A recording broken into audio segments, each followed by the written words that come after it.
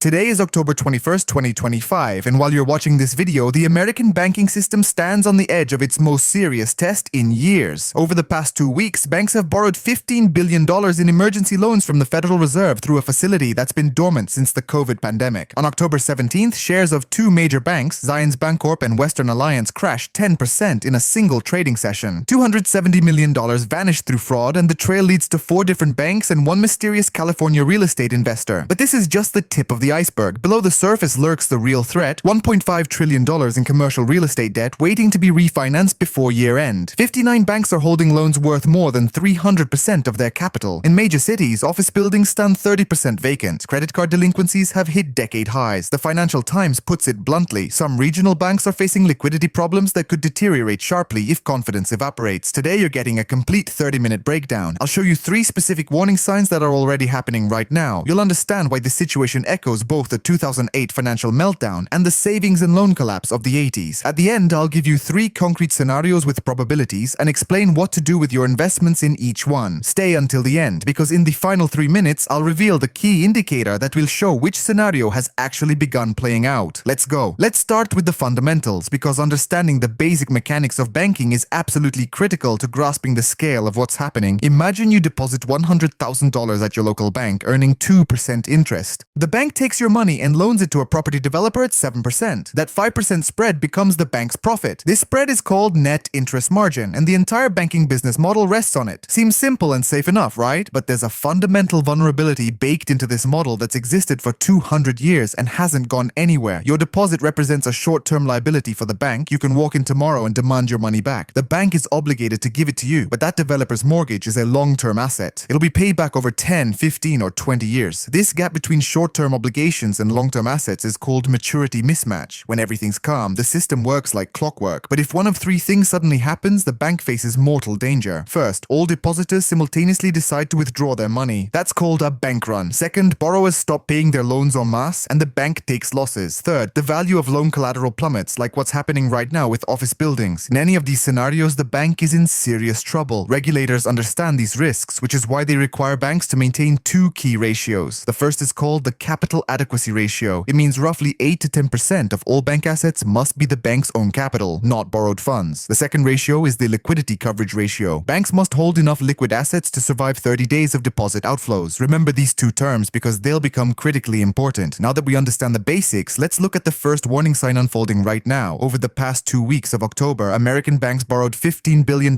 from the Fed through something called the Standing Repo Facility. What is that and why does it matter? The Standing Repo Facility is an emergency lending tool where banks can swap their treasury bonds for cash overnight at a premium interest rate. Here's the key point: banks only use this facility when they can't get liquidity on the normal interbank market. The interbank market operates around the clock, and healthy banks constantly lend money to each other short-term at market rates. If a bank suddenly goes to the Federal Reserve and pays a premium rate for urgent liquidity, that signals something's gone wrong. Either other banks don't want to deal with them, or market conditions are so bad that even healthy banks can't find counterparties. The last time this facility saw heavy use was during the COVID pandemic in 2020, when financial markets panicked. Burry's Morningstar, a major rating agency, issued a warning: "We will continue monitoring use of this facility, as well as any negative impact on deposit funding." What exactly happened in October? Rates on the regular repo market spiked sharply. Several banks found themselves needing cash urgently, but market conditions became unfavorable. Instead of borrowing from other banks, they went straight to the Fed. Let's draw a historical parallel to understand how serious this is. On September 17th, 2008, just 2 days after Lehman Brothers collapsed, investors withdrew $144 billion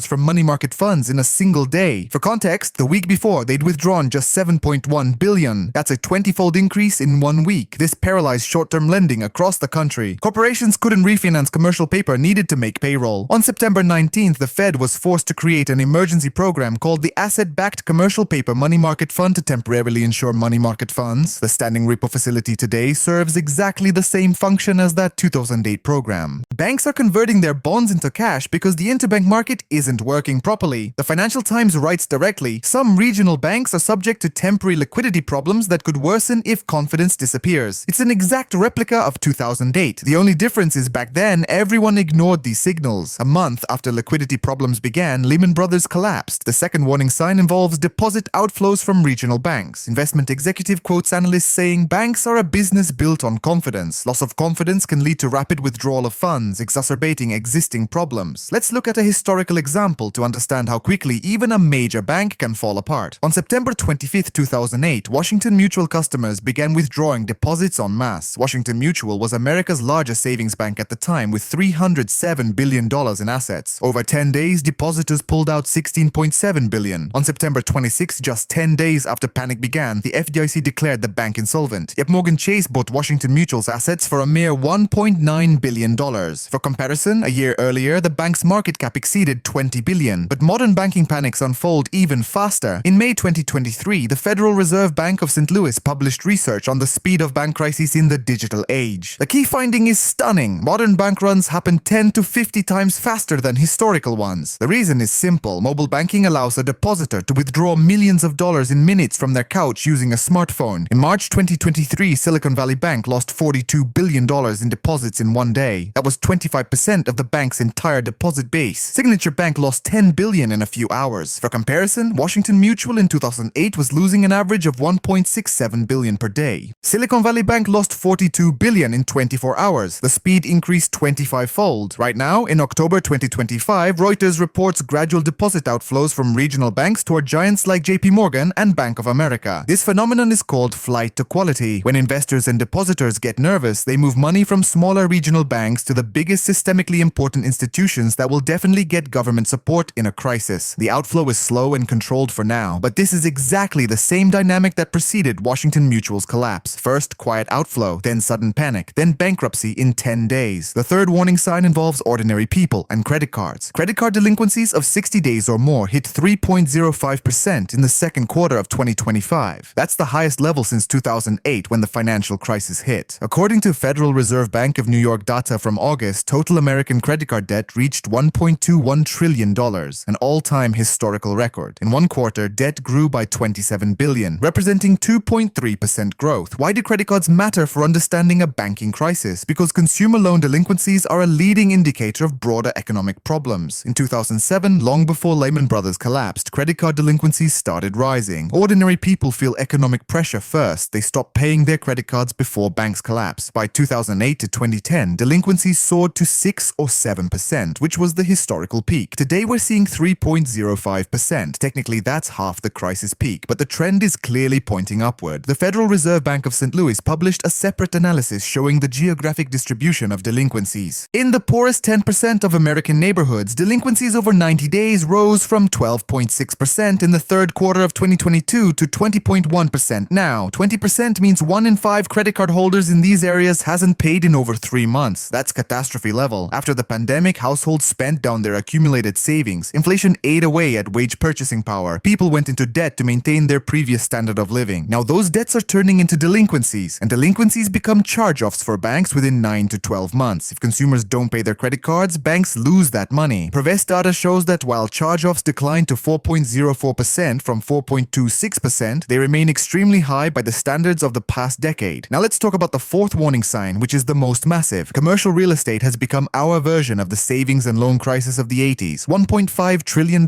in commercial real estate loans must be refinanced by the end of 2025. These loans were originated in 2020 through 2022 at rates of 3 to 4% per year. Now refinancing is happening at 7 to 8%. For borrowers, that means doubling their interest payments. Let's draw a historical parallel with the savings and loan crisis to understand the scale of the threat. In 1980, there were nearly 4,000 savings and loan associations in America with $600 billion in assets, of which $480 billion were in mortgages. Then the Fed sharply raised rates to fight inflation. From June 1979 to March 1980, short-term rates jumped from 9% to 15.2%, a 6 percentage point increase in 9 months. Savings and loans had issued long-term mortgages at fixed rates of 8 to 10% per year. Now they had to pay depositors 15% or more to retain deposits and prevent outflows. By 92, the entire savings and loan industry had negative net worth of $100 billion, equaling 15% of liabilities. From 1986 to 1995, 1,043 savings and loans failed with $519 billion in assets. The cost to American taxpayers was $123.8 billion. The parallel with 2025 is striking. Commercial real estate loans worth $2.7 trillion were issued at 3 to 4%. Now refinancing happens at 7 to 8%. It's the same dynamic. Maturity mismatch plus interest rate spike equals massive losses. The difference, in the 80s, the problem was residential mortgages. Now it's commercial real real estate. According to FDIC and analyst data, commercial real estate delinquencies rose to 1.57% or $47 billion, the highest in 10 years. Fitch Ratings forecasts CMBS delinquencies will grow to 5% by year-end 2025, up from 2.25% at the end of 2023. Banks are extending loan terms to weak borrowers, postponing the day of reckoning. Why? Because if a bank recognizes a loan as non-performing and writes it off, that hits capital. It's easier to extend the term and hope the market recovers. But this can't last forever. Office buildings are the epicenter. Not all commercial real estate is equally toxic. Office properties are ground zero. Since the pandemic, remote work became the norm. Companies cut office space, occupancy fell. CBRE data shows average office occupancy in major US cities at 65 to 70%, down from 90% plus before the pandemic. Office building values in city centers have dropped 30 to 50% since 2022. What does this mean for banks? A bank loaned $100 million against an office building valued at $150 million, a 67% loan-to-value ratio. Now that building is worth $80 million. The $100 million loan is underwater by $20 million. The borrower can't refinance, can't sell. The only way out is default. New York Community Bancorp is a perfect example. 57% of their loan portfolio was in commercial real estate. At the end of 2023, they reported a $2.7 billion loss. Their credit rating was downgraded. They required recapitalization. Dozens of banks face similar situations. According to FDIC's second quarter 2025 report, the number of problem banks under enhanced supervision grew to 68, though the FDIC doesn't disclose names. Two banks with $84 billion in assets were added to the problem list in the third quarter of 2024. 1.3% of all banks are now on the problem list, within the normal range for non-crisis periods of 1 to 2%, but the trend is rising. The historical comparison is sobering. During the Great Depression between 1929 and 1933, 9,000 American banks failed, 40% of the entire system. Bank panics began in the South after Caldwell and Company collapsed in November 1930. Domino effect. Depositors fled one bank, triggering panic at neighboring banks. Milton Friedman proved that banking panics caused a 30% contraction in money supply, turning a recession into the Great Depression. The lesson: banks run on confidence. When confidence vanishes, the system collapses in days. Remember that dynamic because it's universal. In March 2008, Bear Stearns collapsed. Everyone said it was an isolated case. 6 months later, Lehman Brothers fell. The Dow Jones dropped 504 points in one day, the biggest fall in 7 years. By the end of September, Goldman Sachs and Morgan Stanley were forced to become bank holding companies to get Fed protection. Crises don't start immediately. They begin with isolated cases that everyone ignores. Bear Stearns in March led to Lehman in September, a 6-month gap. Zions and Western Alliance on October 17th led to the next wave when, after Lehman, everything collapsed in 2 weeks. September 15th, Lehman bankrupts, Merrill Lynch sells to Bank of America for $50 billion in a forced deal. September 16th, the Fed rescues AIG for $85 billion. Reserve Primary Fund breaks the buck, the first money market fund to lose value since 1994. September 17th, $144 billion flees money market funds. September 18th, Ben Bernanke tells Congress, if we don't act, we may not have an economy on Monday. September 26th, Washington Mutual fails. 10 days from Lehman to Washington Mutual, from everything's under control to system collapse. European Central Bank research studied 4,120 banks. The first bank in their sample failed in the fourth quarter of 2007. Then silence until mid-2008. In the third quarter of 2009, the peak hit. 32 banks failed in one quarter. From 2005 to 2013, 301 commercial banks collapsed in their study sample. Banking crises develop non-linearly. First slowly with months of warning signs, then explosively with weeks of chaos. Which banks face the greatest risk right now? According to FDIC data, 59 of the 158 largest US banks have commercial real estate exposure exceeding 300% of their capital. At maximum risk, Flagstar, Zions Bancorp, Synovus, and Valley National Bank. Community banks with assets under $1 billion hold 29% of all commercial real estate loans despite representing only 15% of total lending. The median commercial real estate concentration ratio for community banks sits at 195% of capital. For regional banks with 10 to 100 billion in assets, that median jumps to 289%. Let me translate what these numbers actually mean. Take a bank with $1 billion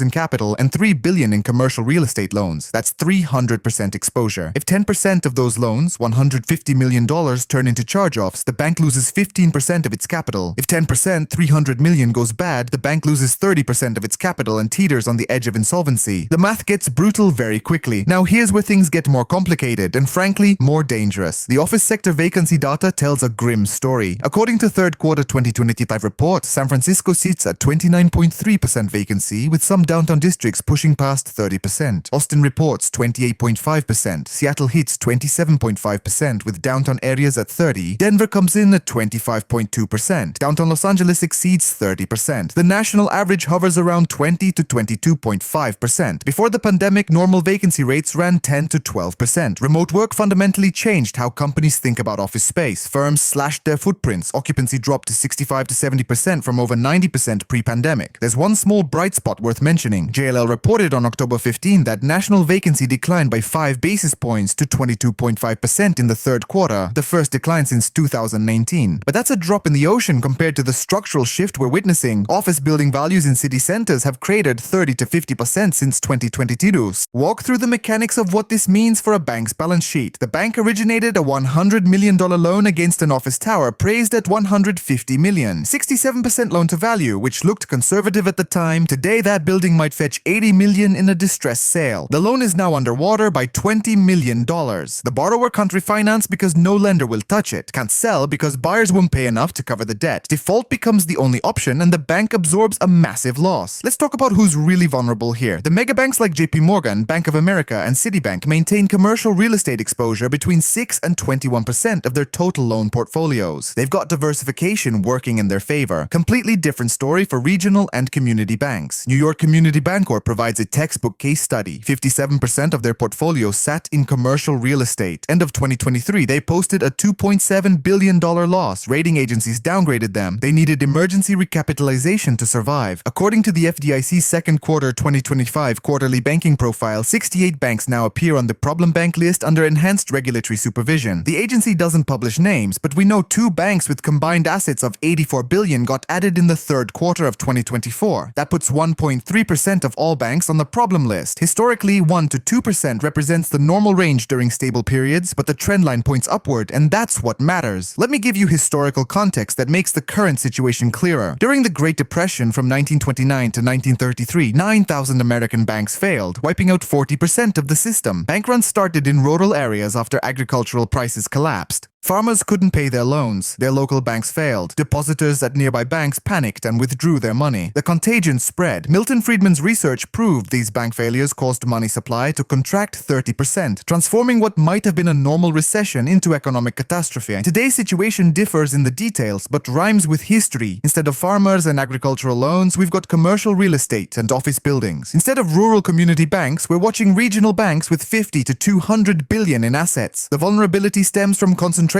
risk in a single asset class that's facing structural decline rather than cyclical pressure. Now let's address something most analysts are missing: the shadow banking dimension. On October 14, 2025, the International Monetary Fund published a warning about the growth of non-bank financial intermediaries, revealing new financial stability risks. Non-banks include private equity funds, hedge funds, asset managers, and private credit lenders. They make loans and take risks, but operate outside traditional banking regulation. No deposit insurance, no reserve requirements, no stress tests, limited transparency. Here's the critical connection. Many banks in the United States and Eurozone now have exposure to non-banks exceeding their Tier 1 capital, which represents their highest quality capital cushion. If a non-bank counterparty fails, the losses could wipe out a bank's core capital buffer. Think about how the chain reaction works. A bank lends to a private equity fund. The fund finances a leveraged buyout of a real estate developer. The developer owns office buildings with 30% vacancy. The developer defaults. The private equity fund can't pay back the bank. The bank takes the loss. Remember AIG in September 2008? Insurance company, technically a non-bank, sold credit default swaps on mortgage-backed securities. When mortgages imploded, AIG couldn't pay the insurance claims. On September 16th, the Fed rescued AIG with $85 billion because letting it fail would have triggered a cascade of bank failures. Today's private credit market, estimated at $2 to $3 trillion, operates with even less oversight than AIG had. The IMF warns that policymakers need to strengthen supervision of non-bank financial intermediaries whose growing interconnections with banks could amplify negative shocks. At this point, you might be wondering whether we're headed for another 2008-style meltdown. Let me walk you through the key differences and similarities. In 2008, the Federal Reserve aggressively hiked rates from 0 to 5.5% over 18 months. Banks and other institutions held massive portfolios of treasury bonds and mortgage-backed securities purchased when rates were low. When rates spiked, those bonds lost value. Silicon Valley Bank in March 2023 provides the clearest example. They held $120 billion in treasury securities. Rates rose. Bond values fell. Depositors panicked and withdrew. SVB couldn't sell bonds without massive losses. The bank collapsed in 48 hours. October 2025 looks different in one crucial respect. The Fed has been cutting rates since September. Another quarter-point cut is expected at the November meeting, possibly another in December. Rates could hit 3.75 to 4% by year-end. When rates fall, bond prices rise. Banks holding treasury securities see their portfolios appreciate rather than depreciate. That's a major stabilizing factor absent in 2008 or March 2023. The problem now centers on asset quality rather than liquidity. Banks aren't losing money on their bond portfolios. They're facing potential losses on commercial real estate loans, auto loans to subprime lenders, and credit card portfolios. Capital Economics, a research firm, stated their forecast for bonds, and the economy suggests regional banks will ultimately avoid another crisis. Raymond James analyst echoed similar views, calling the Zions disclosure a one-off credit event rather than a systemic problem. But here's what keeps me up at night. We've seen warning signals that everyone's dismissing as isolated incidents. Zions and Western Alliance on October 17th. Before that, JP Morgan writing off $170 million on Tricolor. Jefferies holding $1.5 billion in loans to First Brands after bankruptcy. Jamie Dimon's quote keeps echoing, "When you see one cockroach, you know there are more." RBC Capital Markets put it bluntly in their research note. Fraud in lending is difficult to detect, but this incident combined with other questionable loans makes investors doubt the quality of the industry's entire loan portfolio. Reuters reported on October 16th that the Fed and US banks seem to exist in parallel universes. Some see tightening liquidity, while others appear awash in it. The divergence matters. JP Morgan, Bank of America, Wells Fargo, they're swimming in excess deposits and liquidity. Regional banks face completely different circumstances. Morningstar DBRS wrote that US regional banks show growing signs of stress even after accumulating more reserves to absorb credit losses. Investment executive quoted analysts saying loan losses are one thing, losing trust is another entirely. Banks operate on confidence, and if that confidence erodes, the speed of deterioration can shock everyone. I want to show you something that hasn't gotten enough attention. Banks have used the Fed's overnight repo facility 2 consecutive nights in mid-October for the first time since COVID. What does that mean? Banks are converting liquid assets like treasury bonds into cash for short-term operational needs. That signals liquidity strain beneath the surface. In a healthy market, banks handle these transactions seamlessly through the interbank market. Going to the Fed's emergency window suggests stress in the plumbing of the financial system. Look at what happened with merger activity. On October 6th, Comerica and Fifth Third Bank announced a $10.9 billion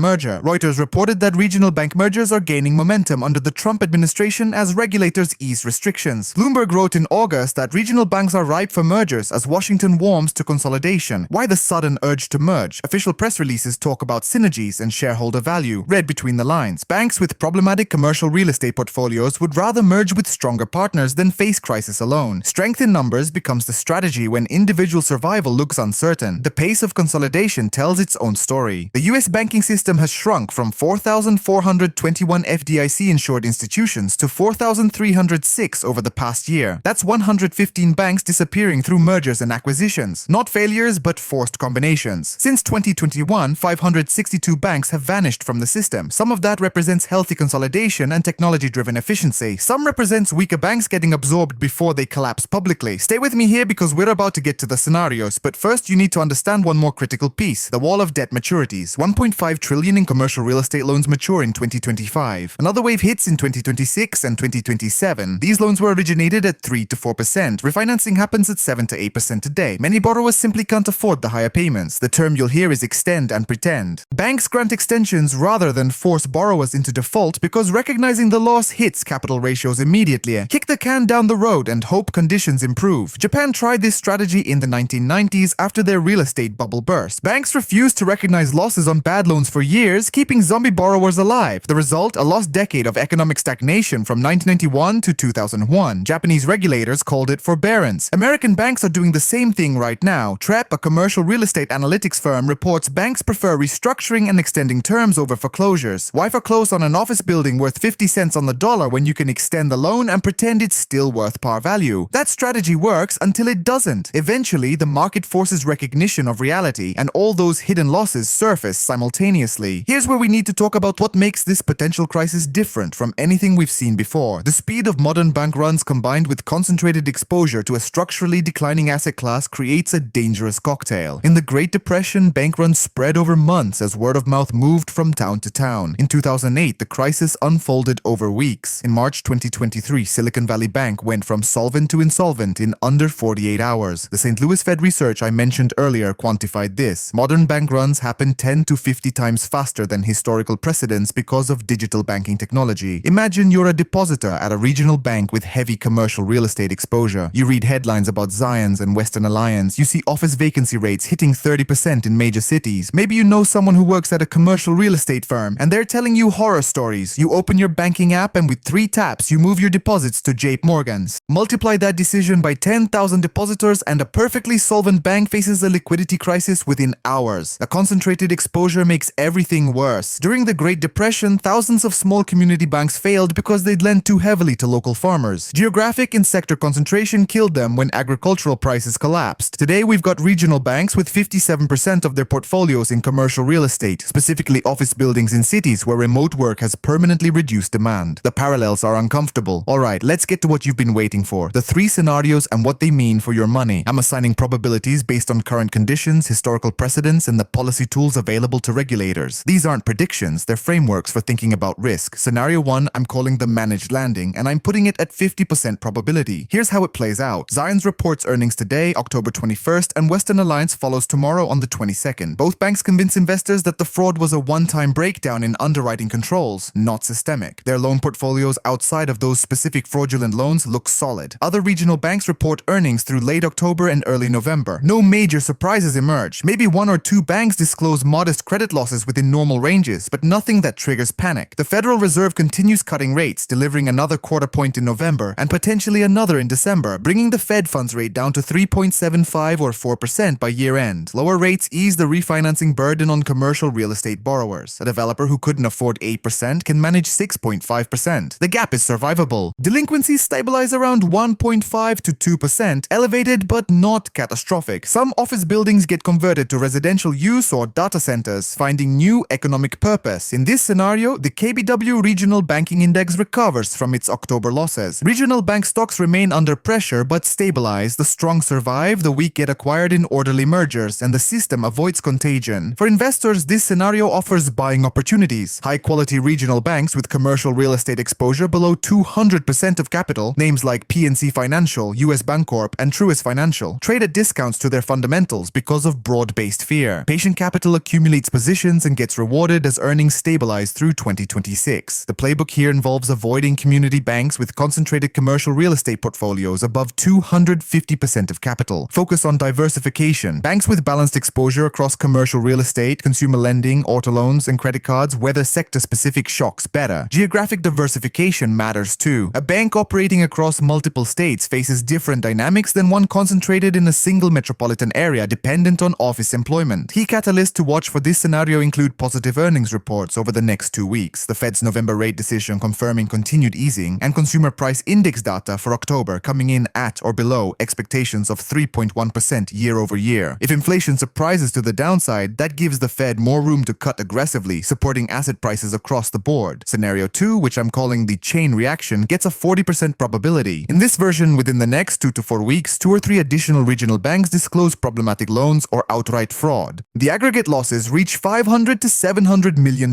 across the sector. It becomes clear that underwriting standards deteriorated industry-wide during the low-rate environment of 2020 through 2022. Banks were reaching for yield, lending to marginal borrowers, accepting inflated appraisals, and hoping for the best. Investors panic. The KBW Regional Banking Index drops 15 to 20% from current levels. Depositors, especially uninsured depositors with balances above the FDIC's $250,000 limit, begin moving money to the mega banks. 3 to 5 regional banks face liquidity crises as deposit outflows accelerate. The Fed and FDIC respond with emergency measures similar to the Bank Term Funding Program launched during the March 2023 crisis. They create a facility allowing banks to borrow against treasury securities and other high-quality collateral at favorable terms. This buys time but doesn't solve the underlying problem. 10 to 15 weak banks get absorbed by stronger competitors in forced mergers. Regulators orchestrate these deals over weekends to prevent Monday morning bank runs. Remember how JP Morgan acquired First Republic in May 2023? Expect similar transactions. The FDIC might need to provide loss-sharing arrangements, agreeing to absorb some percentage of future losses on acquired loan portfolios to make deals palatable. For investors, Scenario 2 demands defensive positioning, reduce exposure to regional banks with commercial real estate concentrations above 250%. If you're going to short anything, use put options on the weakest names, but understand volatility will be extreme. Better to rotate into safety. Gold, treasury bonds, large-cap defensive stocks, and the mega banks that benefit from flight to quality flows. Don't try to catch falling knives by buying beaten-down regional banks during the panic. Wait for capitulation. The tell for this scenario is simple. If one more bank discloses discloses losses exceeding $100 million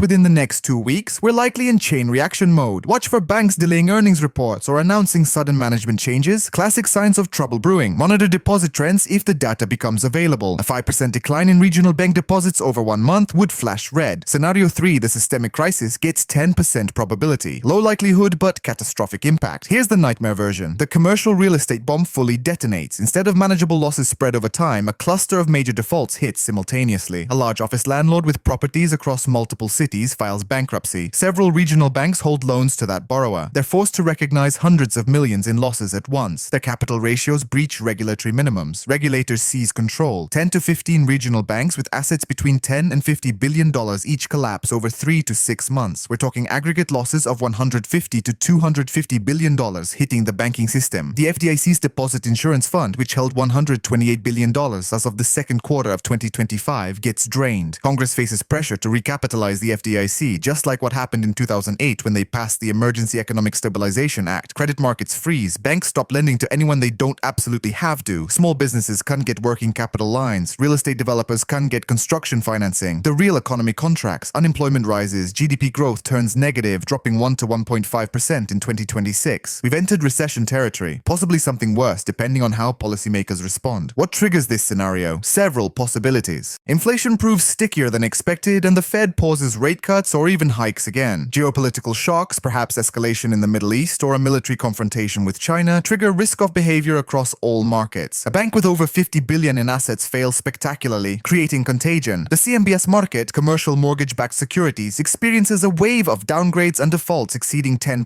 panicking institutional investors who own these bonds. In this scenario, investors need maximum defense. Move 50% of portfolios to cash and short-term treasury bills, 20% to gold and precious metals, 20% to defensive equities in sectors like utilities, consumer staples, and healthcare, 10% to short positions or inverse ETFs, but size these carefully because volatility can wreck your risk management. Liquidate all positions in regional banks, REITs, commercial real estate developers, and construction companies. Sit on the sidelines until capitulation becomes obvious, then deploy capital into quality assets trading at 50 to 70% discounts from peaks. Why do I assign this only 10% probability? The Fed is cutting rates, which helps. Treasury bond portfolios at banks are appreciating, strengthening balance sheets. The economy remains resilient with unemployment around 4.1%. Regulators learned lessons from 2008 and March 2023. They'll act faster this time. The largest banks are healthy and can absorb weaker competitors. Those factors tilt odds toward contained outcomes rather than systemic meltdown. But don't ignore that 10% tail risk entirely. Nassim Taleb built a career explaining how low probability, high impact events get systematically underestimated. People see 3% chance of catastrophe and treat it as zero. Then it happens and they're shocked. 10% means 1 in 10. If you ran this scenario 10 times, it occurs once. Would you board a plane with a 10% chance of crashing? Think about your portfolio the same way. Let me give you the specific indicators to monitor over the next 30 days that will signal which scenario we're in. First, bank earnings reports from October 21st through early November. Watch for any additional disclosures of fraudulent loans, unexpected charge-offs, or reserve builds. If we get through this window clean, odds shift towards scenario 1. If 2 or more banks reveal problems, scenario 2 probability jumps. Second, deposit flows. The Federal Reserve publishes H8 data weekly showing deposits at commercial banks. Look for divergence between large banks and small banks. If large bank deposits grow while small bank deposits decline, that's flight to quality in action. A 5% shift in 1 month would be alarming. Third, the Fed's November meeting on the 6th and 7th market expects a quarter-point cut. If they deliver and guidance remains dovish, that's supportive. If they pause or sound hawkish, risk increases. The December meeting matters too. Will they cut again or take a wait-and-see approach? Fourth, commercial real estate transaction volumes and pricing. CoStar and Real Capital Analytics publish this data. If transaction volumes pick up and prices stabilize, that suggests buyers see value and expect recovery. If volumes stay depressed and prices keep falling, the pain continues. Office cap rates, the metric investors use to value properties, tell the story. Rising cap rates mean falling values. Fifth, insider trading at regional banks. Check SICI Form 4 filings to see if executives and directors are buying or selling their own stock. Heavy insider selling at multiple banks simultaneously would be a red flag. Conversely, insider buying during weakness can signal confidence. Sixth, credit default swap spreads on bank debt. CDS spreads measure the cost of insuring against default. If spreads on regional bank debt widen sharply, that means the market is pricing higher default risk. You can track this through Bloomberg or other financial data platforms. A doubling of spreads within a month would be concerning. Seventh, analyst downgrades. Pay attention when multiple analysts at different firms downgrade regional bank stocks in a short period. Analysts often move in herds, but coordinated downgrades sometimes precede genuine problems being recognized. Look for downgrades citing specific concerns about asset quality or capital adequacy, not just valuation. 8th, FDIC actions. The agency occasionally issues enforcement actions or consent orders requiring banks to improve practices. An uptick in these actions directed at regional banks with commercial real estate exposure would indicate regulatory concern. The FDIC publishes enforcement actions on their website. 9th, commercial mortgage delinquency rates. TREP, the CMBS analytics firm, publishes monthly data. Watch the trend. If delinquencies accelerate from current levels around 1.57% toward 3% or higher, the problem is worsening. Pay special attention to office property delinquencies specifically. 10th, and this is crucial, watch for banks announcing unexpected CEO changes or CFO departures. When executives leave suddenly, especially financial chiefs, there's often trouble brewing that hasn't been disclosed yet. Look for press releases buried on Friday afternoons. Classic bad news dump timing. Alright, we've covered an enormous amount of ground. Let's bring this home. We're not in 2008. The dynamics differ in important ways. Bond portfolios help rather than hurt. The largest banks remain solid. The Fed is easing rather than tightening. Regulators learned painful lessons and will intervene faster. Those are meaningful advantages that reduce systemic risk. But we're also not in a normal environment. $15 billion in emergency Fed borrowing over 2 weeks is abnormal. $270 million in fraud across 4 banks raises questions about industry-wide underwriting. $1.5 trillion in commercial real estate refinancing at double the original interest rates creates enormous pressure. 59 banks with exposure over 300% of capital face genuine risk. Credit card delinquencies at decade highs signal consumer stress. Office buildings sitting 30% vacant in major cities represent structural decline, not cyclical weakness. History teaches us that financial crises don't announce themselves with sirens and flashing lights. They start quietly with isolated incidents everyone dismisses. Bear Stearns in March 2008. Everyone said isolated case. Lehman fell 6 months later and nearly took down the entire system. Washington Mutual lost $16.7 billion in deposits over 10 days and disappeared. Silicon Valley Bank went from solvent to seized in under 48 hours. The warning signs are flashing yellow, maybe orange, could be nothing, could be something. My base case, 50% probability. We get through this with some pain but avoid catastrophe. Scenario 2, 40%. We see a chain reaction requiring emergency intervention but containable within the regional bank sector. Scenario 3, 10%. The commercial real estate bomb detonates and we're facing systemic crisis requiring massive policy response. What's the one indicator I'll be watching most closely? Deposit flows over the next 30 days. Show me where the money is moving and I'll tell you what the market really thinks. If deposits steadily migrate from regional banks to mega banks, confidence is eroding even if people aren't talking about it publicly. Bank runs in the modern era happen on smartphones before they make headlines. By the time CNN reports the bank run, it's already over. Today, October 21st, Zions Bancorp reports earnings. Tomorrow, Western Alliance does the same. The next 2 weeks will be telling. Either this blows over as a minor blip or we're at the beginning of something larger. Stay alert, protect your capital. And remember, the goal isn't to predict the future with certainty. The goal is to understand the range of possibilities and position accordingly. Thanks for watching. If you found this analysis valuable, let me know in the comments which scenario you think is most likely and why. 90% of investors are unprepared for what could be coming. Are you one of them?